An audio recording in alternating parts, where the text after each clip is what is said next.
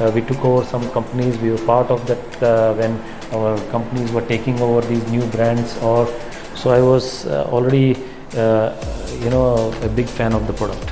Many companies had tough times and TURMS was one of that. If we do basic things right, I think we have some scope to build this brand again. Features what we have in our product, if it is they are not told them in the way they want to hear, I think you will not make any good business out of it. Okay, this technology is a hook.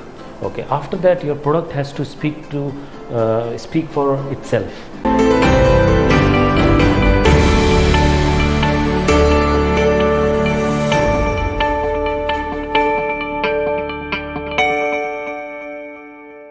Hello and welcome back to the latest episode of IRE Talks Podcast, powered by GIBS Business School, a place where innovation meets inspiration. In the words of Philip Kotler, father of modern marketing, the art of marketing is the art of brand building. If you're not a brand, you're just a commodity. Today, as we speak about one of the most popular Shark Tank India TURMS turnaround story, we have with us the wizard himself, Mr. Surendra Raj Purohit. Tune in as we dive deeper into the world of branding and marketing, exploring the strategies and tactics, but also the psychology behind consumer behavior and decision making. We'll uncover how brands tap into the subconscious desires and emotions of their audience to create a lasting impression. Without further delay, now let's welcome Mr. Surendra on IRE Talks Podcast, powered by GIBS Business School, and delve into this heartwarming discussion. Welcome, sir, on IRE Talks Podcast. Thank you so much for accepting our invite and joining us here today. It's my pleasure. So, before we get into the details of how TURMS became what it is today, we would like to know a little about you, your early life, how this entire journey of yours, professional journey, how that started. I think I would start from my school days and college days, where we have learned the basics of what we are doing today actually. So I'm a pass out of Neswadia College of Commerce in Pune, and I've stayed in Pune for almost 14 years of my life. I did my masters also from Pune University itself. So after that I did my my placement was into Kinetic, which is Kinetic Honda. So we were very fortunate to be part of the initial team which has actually launched a lot of Kinetic products and also established Kinetic Honda as a brand in India, which was quite a foundation for us to being into the this corporate world, and that gave us a very good exposure not only to the corporate world, but also a lot of consumer insights. So we have traveled from across the country, from Kashmir to Kerala to Northeast, where the last station of Northeast we have done West Bengal till that kind of. We used to travel a lot. Wow. We have been to small towns in Maharashtra, from Nagpur, Amravati, Gondia, Bandara, that kind of towns. But I think that kind of exposure which we got at very initial stage, so I was fortunate to get exposed to that kind of business, consumer insights, and also launching a very unique product at those times. And I think that has actually inculcated in me to what we are doing. So it's been close to now 20 plus years into corporate industry. So from those initial days, and then I've been out of India for almost 15 plus years. Was fortunate enough to launch many new products abroad also, mostly into automotive industry, and also traveled a lot. We stayed and traveled in many countries, which includes from Middle East to Canada to I've traveled to Sweden. We took over some companies. We were part of that when our companies were taking over these new brands or amalgamations and mergers of Volvo taking over Renault. We were part of the team when we were taking over Nissan trucks in Japan. I was fortunate to lead strategy as a head of director for strategy in Volvo for Asia. And then prior to getting into my own startup, I was the CEO for Volvo joint venture, which is VECV South Africa. Wow, I think most of the innovations that we know today, you have spearheaded those innovations in your professional journey. Partially, we can say that. So, can you share some, pivotal moments that brought terms to Shark Tank India, and how was that journey? Where did that appear to you that this brand is something that that needs that kind of recognition, and we should do this? So, when did that start? As on my Shark Tank pitch, also I have mentioned that I was one of their customer, and I was a big fan of terms already, even before. I never knew that we will be buying this company out. So when you're already a customer of a product, and you know that it has really a good innovation which I have tested. So I was already a big fan of the product.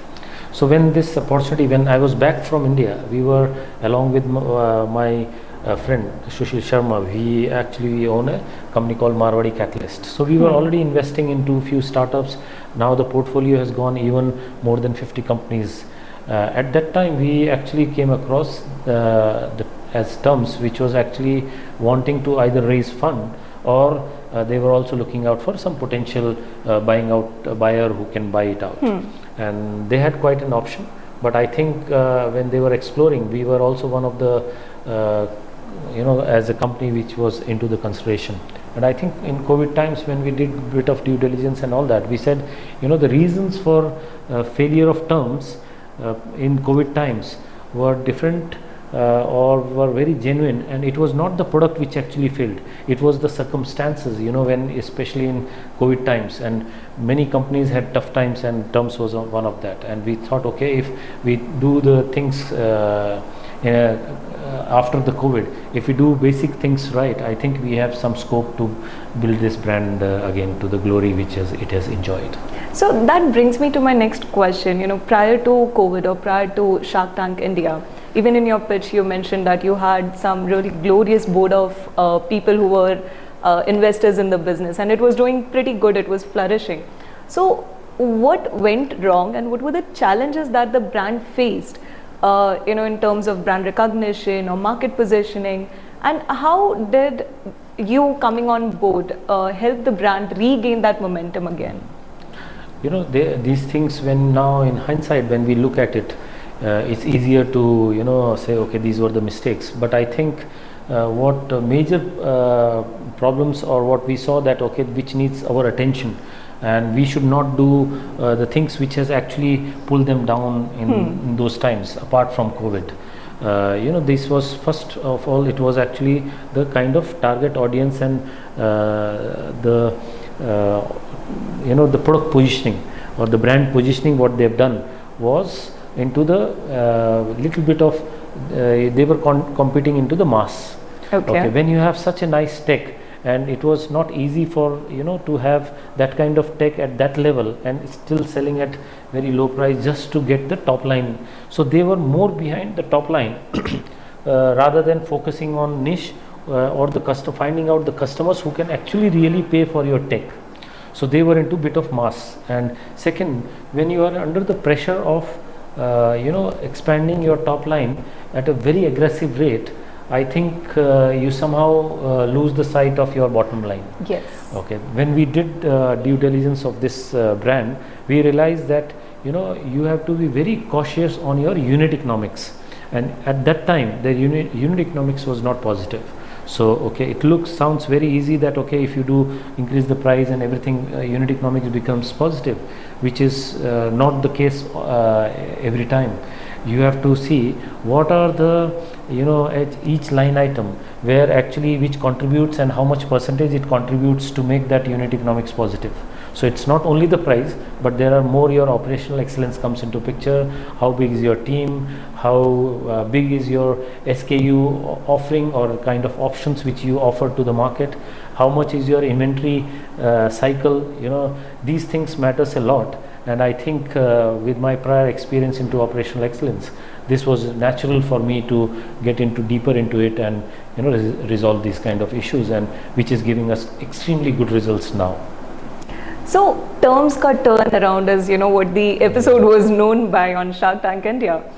Now, that's a very renowned story of a company, taking that U-turn and getting into all the profits that we have now.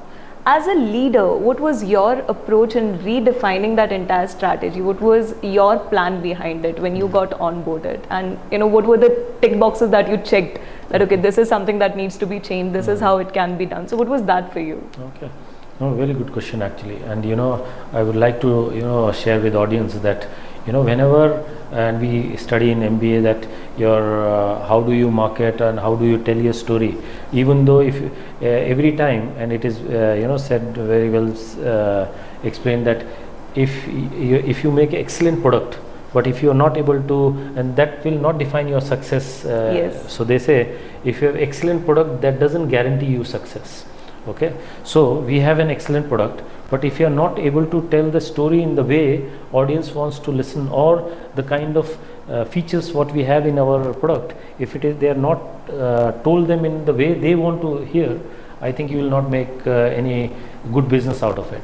So when we took over and when we were on our drawing board to restructure the company and all that, one of the most important aspect which we focused on, that we should not sell features, actually we should sell benefits. Okay, to give some example, like when we say, okay, my jeans has got 4 technologies, which has anti-stain, anti-odor, antifungal, antibacterial. Okay, we call it now if you have to give a name to this product, which should be very catchy, which should be very easy for them to understand all these 4 tech, was a very big task for our team.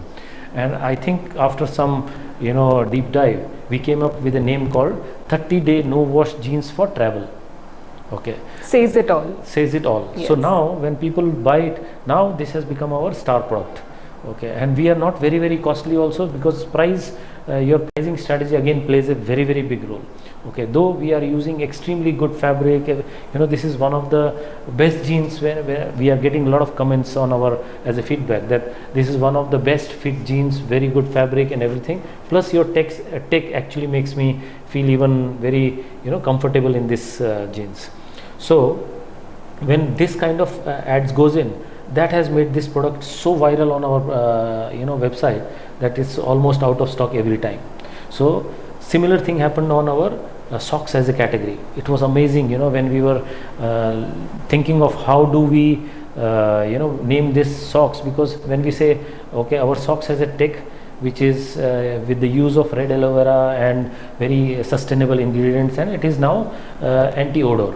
Okay, when we sat on again boardroom deciding what name should we give, we came out, okay, anti-odor socks and all that, which is very common. So then we said, okay, again coming to the same principle, don't sell features, sell benefit.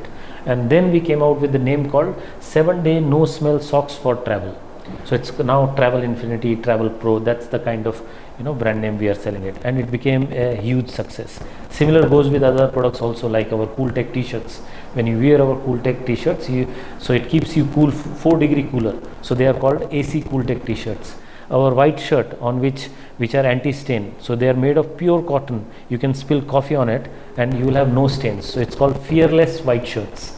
So these are the kind of things which actually played and that's what exactly is the major differentiator from what earlier the way TURMS used to sell and today the way we are selling. And apart from our operational excellence, I think this is where we have communicated and we are now making good waves in the market. Wow. And when it comes to apparel and lifestyle industry, it's a huge and it's like a proper red ocean that nothing differentiates with nothing. So how does TURMS differentiate itself? Like one strategy is that you have already given, that we name it in a way that says it all. So don't sell the features, sell the benefits to the customer. What else does TURMS employ which differentiates it as a brand, as a product in the marketplace, like for the customers to recognize the brand from far away? So what are those strategies that we use? In our case, people get very fascinated with the kind of tech which we are offering. There's a huge fan following and we have now close to 80 to 90,000 kind of already follower on Instagram. Wow. And we get, every month we are getting more than 10 lakh people visiting our own website and not the marketplaces. So it has a lot of pull. Okay, the principle which I really believe in, that whenever you have these kind of products, Okay, this technology is a hook. Okay, after that your product has to speak for itself. Now we go, okay, if for example I will take example of our t-shirt. Okay, t-shirt is a t-shirt which is you can find it from 300 to even 2000 rupees. Yes. Okay, the differentiator apart from tech is that what you promise your product should deliver. So when we say anti-stain, okay, it will deliver anti-stain. If it is anti-odor, you can wear the same t-shirt for 3 to 4 days when you are traveling, okay, but apart from that, you should have a comfort, and which is, not only on your pitch, but also it should have that kind of comfort which actually comes from what you do on behind the scene on when you're manufacturing. Okay, coming just to touch upon the way we manufacture our t-shirts are like, our team is very cautious on what kind of cotton we choose. If the age of the cotton will define the absorption of your tech, absorption of color. So it will, if you have a old or yellow cotton, your white t-shirts will have a yellowish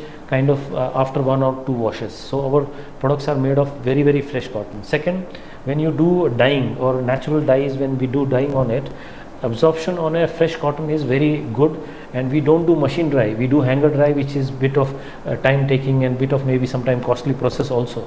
We follow that because your absorption of your color and everything and your tech actually goes deep into the yarns.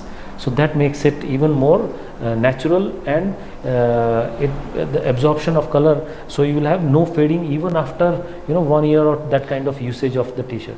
Second, we believe in that apart from your when you choose this, when we choose cotton, it should have a longer strands. Okay, people, it is bit costly cotton, but I think when you have longer strands of the cotton or the yarn of this, you will have less joints in it. When you have less joints in it, you will have less hairiness on your t-shirt even after washes. So these are very, very small points, but I think it goes long when a customer says, okay, even after so many usage or washes, this still feels new. So it's easier said than done, because a lot of things goes behind it. Same thing happened for our denim. We use a lot of high-end fabrics, which will our spandex doesn't make after a lot of usage. You will not have a balloon kind of spandex on your knees. It is anti-slip from the backside, so when you're riding on your bike or sitting in your car, it's anti-slip. We use a lot of SPIs, which is our counts are high, so that your stitching is very well. So we are known for fit, fabric and tech. So all things combinations makes your brand. So branding is not your spend on your marketing, but actually what kind of detailing you go behind the scene for manufacturing. Genuinely, if you have real things which are so much of detail oriented, and if you love your product, I think that is shown by love of your customers also in the long run. So when you share all of this, now we get to know what goes behind in making one piece of jeans or one piece of t-shirt. But what puts a question to me is, how do we tell this to the customer? Like, how do they believe that whatever we have talked about and whatever the company says, as you said, whatever you promise, it delivers? So there is something called a storytelling, right? And every brand that has successfully told their story is a brand that has gained success. So how do we, as a brand, how do TURMS, it implements storytelling, so that the customers know that this is the process which has gone in the backstory, and this is how one piece of jeans that they're buying is coming out. So how does that happen? So when we were thinking that, okay, because storytelling is a very, very key part of TURMS, and those brands which tells their story in a very authentic way succeeds, and it helps in customer education also. So what we did is that when we started or when we launched our denim first time, we took our whole creative team to the factories, and we said, now if you have to tell the story, what are the things which you want to bring on table? And one of the common thing which we all thought, or which we decided, that we should have a complete story shot at our factory itself, because for many people don't know that how difficult it is for a denim which looks so easy, and but a lot of things and efforts which people are not even aware for even normal jeans, leave apart our advanced and tech jeans also. So we hired an agency, we took all the storylining we went to the factory, and we started shooting that, okay, how this jeans is made, how your fading is done, how the wash is done. We are also known for our sustainable angle. So we also showed that how your recycled water is being used for making TURMS as a denim. And what are the challenges? Sometimes your shrinkage, how do you manage this shrinkage? What kind of spandex when you use, and in the heating process, if your spandex should not loosen up, it should have the same elasticity for a long time. How do you manage that? There are your tags and threads which actually in this process lose the sheen of it. So how do you maintain? What kind of grading of even threads what we use? Then your the main thread which we use which is visible threads, are also threads which are we take pride in that after 8 years also you will have the same shine. So Wow. what is the kind of process we use? So these, when we make clips of it, and we started putting on our Insta and stuff. Apart from that, every packaging which goes to the customer, because I am very, very cautious on what kind of customer experience you give when he receives our product. So we are not the normal any other Myntra kind of or any other marketplace kind of packing which you receives in brown envelopes and all. When our product goes, it goes in a very nicely packed in a black kind of box, very well designed. Again in that box we have a sustainable bag which can be reused also for your laptop cover and stuff, which is made of very sustainable cloth, plus also made by handmade with artisans, and Wow. it is natural ink which we have used, and so when a person receives it, he feels very good about it. But also you have a brand recall because he will reuse that product. After that, a letter which is on a very, very premium paper, our whole story is narrated on it. Not only the product which he has ordered, but also on the other products which he can opt for. So it also helps you in your upscaling or Upselling thing, yes. Yeah. It can be used for upselling and also giving them more insights on how this product has been made. So it's a complete combination of your manufacturing process, your customer experience in packing, the story which you tell inside the box, and then when he opens the product, you have many of the story tags also on the product. So this product is why this product is special. So we tell them about our tech, we tell them about your threads also on the product. So it becomes 2 or 3 kind of reinforcement of what we are doing, and that's where the wow factor comes in. Wow, I mean, that is another level of customer education altogether. Yeah. Because not only during the purchase or during the marketing are we talking about what the product is, how it is beneficial, but also when they receive the product, it's like a reinforcement, as you said, that this is all we have done in real. Now, TURMS is known for all these innovative products, something which once was a dream for, as we were talking, hostlers and students and corporate people. So, how do you introduce these new technologies? Like, what is the back process that goes into ideating that, okay, now if I have to come up with a t-shirt, so these are the things that I look for in the t-shirt. From where do you get those ideas? Like, do you take, consistent feedbacks from the customers, or, is it a R&D department? So what is the story for that? No, I think that's our,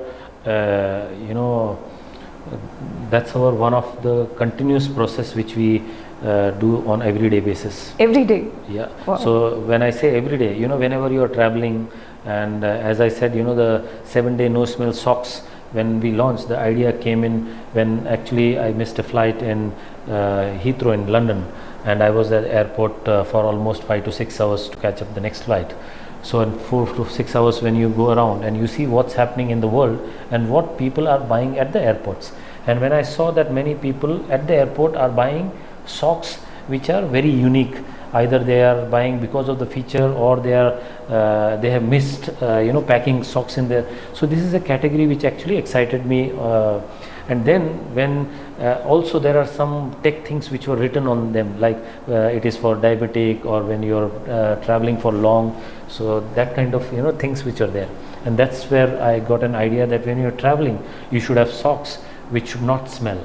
Okay. Yes. So this is how the generic idea came in. Now comes the R&D part. We have very strong R&D, and that's why we take pride of it. We go very deeper into our product. It takes almost 1 year from the concept to the launch. Is that much kind of R&D and real usage of that product we do before we actually bring it to the market. So it happened with our even white shirts, when we thought, okay, we will bring up our special white cotton shirts, which will be anti-coffee or anti-tea or anti-coke kind of. So we did a lot of trials before we actually came in market. We did for our t-shirts, travel t-shirts. You can wear it for if you're traveling 3-4 days. If you're traveling and you want to wear the same t-shirt, it is not only anti-stain but also anti-odor. So no smell for 3-4 days. Even you can wear our same t-shirt for so many days. So these things, our team also, before we launch our product, we do a lot of in-house R&D on it. Second, we always are on hunt for anything new, innovation which comes in the world, which has actually any application maybe in other field, which can be implemented in ours. That also we keep an eye on it. So that's how we one of the product which is too early to talk about, but I can just give you a bit of hint that and it's we haven't disclosed too much of it, but that's a product which we are making or doing R&D, that when you will wear our t-shirt, you will it will reduce your muscle pain and back pain. Wow. Okay, and genuinely there are huge research going on. There are some 13 patents behind it, and this will be a next level kind of talk in the world, not only in India. When we introduced Cool Tech t-shirts, the name is called AC Cool Tech t-shirts. Outside temperature is 35. When you wear our t-shirt, you will be 31. So you can even measure with thermometer. That kind of, so it's a hit when you are in summer, outdoor, that kind of. And there are many things which are not first time, but it is not being marketed the way we are now bringing this technology to the market. Wow, I think yes, as you said, R&D, it's not just the idea but also the research that goes behind making it a success. What second thing that came to my mind is the kind of people that we associate the brand with also plays a huge role when it comes to the perception of the brand. So are there any strategic partnerships or collaboration that TURMS is associated with in order to give that perception of the brand that this is what we stand for and this is what people believe about us? So are there any such strategic partnerships or collaborations? Yeah. So see, we when these product becomes a little bit popular, and then suddenly one day we got an order from MS Dhoni. Wow. And our team was very excited, and we were saying, okay, is it real? And we couldn't believe it actually. But then when we spoke to his manager, and which was actually real, and it was then a repeat order, and then he ordered for many other people, his friends, his circle. And then when we spoke to his manager, he said, he is loving your product. And it was, as I said, it is not only the tech, but also the kind of comfort and this, and it was mind-blowing for us. And then he started wearing this t-shirt almost on every week, twice or thrice. We have seen him, MS Dhoni, wearing our t-shirt when he was meeting Chief Minister of Tamil Nadu. Wow. So that kind of events, when you see him wearing TURMS, you feel very proud and excited that this kind of events also he is preferring TURMS. So that's how we even became more popular, and then it became for other celebrities also started wearing, and it became a bit more talk of the town. He is not our official brand ambassador, but I think the kind of fan following he has, and whenever he wears TURMS, his fan followings and cameras, they catch him, and it is going viral that okay, he's wearing TURMS, and we are proud of that. We are indirectly associated with him from customer point of view. Delighted customer, yes. Plus, apart from that, we get a lot of inquiries from corporates, which now we are flooded with. So many big companies like even Amazon and IBM, Accenture, they were earlier also a customer of TURMS. So for them, anything which is for their corporate events, anything, so they order bulk TURMS, because now even corporate, they want to give some innovative products to their team members and employees when they can, and we are not very out of our market kind of pricing. So very reasonable. We our t-shirt which I am wearing is close to 999 rupees. So, and it goes till 2000. Our shirts are 2500. Denim of this kind of quality we are selling for 2999. So you have to keep the pricing also very affordable, in a sense that the kind of tech and quality you are giving, so it should actually justify what you are giving, not overpriced. Then in your pyramid, if you go up, then you lose a lot of potential customers in that sense. Wow, I think the story that you just mentioned, I can literally imagine all of that, like you're sitting in the office and you get the news that, okay, the most popular, the most loved cricketer is there using your brand. So definitely, I mean, that just rings a bell of what the brand quality is, and it speaks for itself. Now, what one thing, since we are a B school, there are a lot of people that we come across on a daily basis. They have a lot of ideas. As a human, we have a lot of ideas. Some of them are actually very innovative, and as I was saying earlier, it's like dream of some people. Yeah. How essential do you think it is for any individual to work on these ideas, on these innovative ideas, turn them into business plans, or take them forward? Since we have IRE school as well, wherein we do motivate our students to get into these ideas and take them to prototyping and monetizing their prototypes. So as an entrepreneur yourself, how essential or important do you think it is to do such kind of activities? No, I think this is when you are in the journey of your entrepreneurship, or when you're studying at business school, I think innovation will be or is a very core part of whenever you want to do something new in this kind of field. Say, especially in innovation, if you have an innovation also has a journey.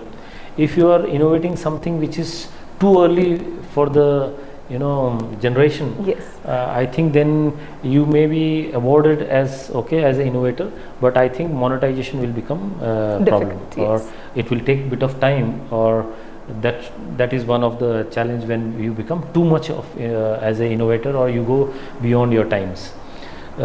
Second kind of innovation, what I feel is that you have an innovation which actually solves your daily problem, which everybody can associate, and then say, okay, I was thinking that there should be some solution for this kind of problem. Wow, you brought this kind of solution. And that's where I can relate it to the TURMS, intelligent apparels, where we said we should innovate something which people say that, okay, I have been waiting for this kind of. All our products are actually on those lines. I'll tell you that what we don't do, like now there are many innovations or fabrics which they change color when you go out and all that. Yes. Okay. We met the suppliers also. They said, okay, why don't you launch? But to my own principles of the doing business, or TURMS intelligent apparels as a concept doesn't fit into that, because if I wear a t-shirt which is now dark green becomes light green outside, doesn't add any real value to the customer. But when I say, okay, this t-shirt will keep you cool outside, that adds real value. If I say this t-shirt, even if you sweat, you will have no odor, no smell, that adds. When I say, okay, you have a shirt which, if you white pure cotton shirt, and if you spill a drop of coffee and you can just wipe it off, that will ring bells that that is the kind of innovation. So innovation should have some purpose. Innovation should have some functionality for which customer is ready to pay. So monetization should always kept in your basic fundamentals of when you do innovation, and how the journey will go towards monetizing it. That should also be part of it, and not to think too much. Innovation is not rocket science. There are some things which from consumer point of view, I think innovation should be you should be able to monetize your innovation whenever you are thinking something like this. Wow, I think that's a great takeaway, because most of the times, as I said, ideas are just, they happen anywhere, anytime. So how they can be used and what is the solution that they're giving? Are they really required? Is what any person for that matter should think about. Now coming towards a couple of last questions, what I'm more curious about is, you had a very glowing career altogether before Shark Tank happened. Then Shark Tank India happened, and then you had this huge fan following and the brand took off.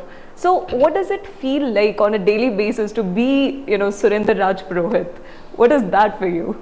No, I think I must confess that life has changed a lot, especially when after the Shark Tank episode was aired, and we are now getting a lot of not only from the business point of view, our business has grown 3x, our visitors on our website is now 7x, people are talking about it, people are calling us about the innovation, people are trying our product, and the kind of comments which we are getting is amazing, and it is really, I'm thankful that people are loving our products, and repeat buy of the customers have already shot up to the next level. So apart from all this business, but I think I feel so good that that this has motivated a lot of new entrepreneurs who want to actually join in the startup the startup culture or innovation, and people are talking how this innovation can help us. People are thinking that okay, now I have a startup which I was not able to do, we have a turnaround story, so how do we actually take this forward, can you help us? And we are also getting a lot of buying out options also. People are calling that okay, we have we have done this, we are not able to scale up, either you guide us or can you take over the company or something. So I think this whole TURMS ka turnaround is really which is now getting into the market, and from startup point of view, you should always which I am telling a lot of podcast and all that, I'm saying that you should go back to your basics. Okay, you should the time is not now to do only the top your top line, but also focus on your unit economics, and also learn something of how you can do your operations in a very efficient way. Okay, it is not a rocket science, but when we say if I gave one example at one of our talks, that if you have same business, and if that same business is done by 5 people with the same capital, all 5 will have different results. Yes. Okay, and now we have to go deeper into it. Why these 5 people doing the same business with the same capital, with the same environment or same target audience, still got very different results? And that's where your operational excellence comes in, your business acumen comes in, and it is not one day. It is you learn in your everyday routine, you learn from others, you learn from your teachers, not only from your books but also some people, those who have done, speak to them, attend some this kind of seminars, read some case studies, do something on a small scale before you really invest in the big ticket investments in your startup. And with that, we have the last question of this episode, which is, what would be your giveaway message for all the viewers that we have today with us who will be watching this episode? And since most of them, they're either business aspirants or, they are in that age group where they're still deciding what career should we go for.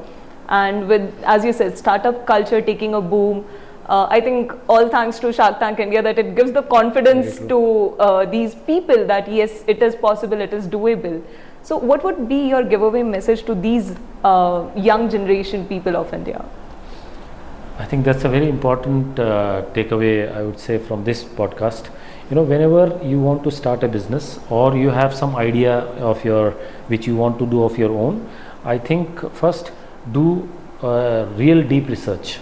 People say I've done research on my subject. I think deeper the research, chances of failures are less. Second point, when you do something which is, you have some very big idea, but I think you should start small, learn in your initial stage, and then whenever your foundation is strong, and then only you go for a big hit kind of. Don't burn too early kind. Yes. Third, your initial success or acceptance of your product by your customers, you should not take it for granted. because that success is just a tip of iceberg which you have actually got. So be grounded. Don't start flying Early into celebrations. very true. No early celebrations, but I think that early success is a good foundation, but building on that is even more tougher. So be very, very cautious of your journey. Take it step by step and do. Fourth, I think if some concept which is you have taken, and maybe it is after some point of time you think that this is not taking off, and it is early to pivot. It is there, you should not shy away from saying that okay, this is not working. It is also an art that how soon or how fast you quit before really dragging on, and then you realize that you have invested too much of time and money and you can't quit now. So I think if this is the situation, then quit fast, learn and implement those learning in your next venture. And with that, I hope our audiences have got to know a little more about the mastermind himself, Mr. Surendra Raj Purohit. Now, don't forget to like, comment, share, subscribe to our YouTube channel, GIBS Business School Bangalore, and also follow GIBS IRE Talks to stay updated on all the latest news and episodes. I am Palak Bansal, your host, signing off, and this is IRE Talks Podcast powered by GIBS Business School, where innovation meets inspiration.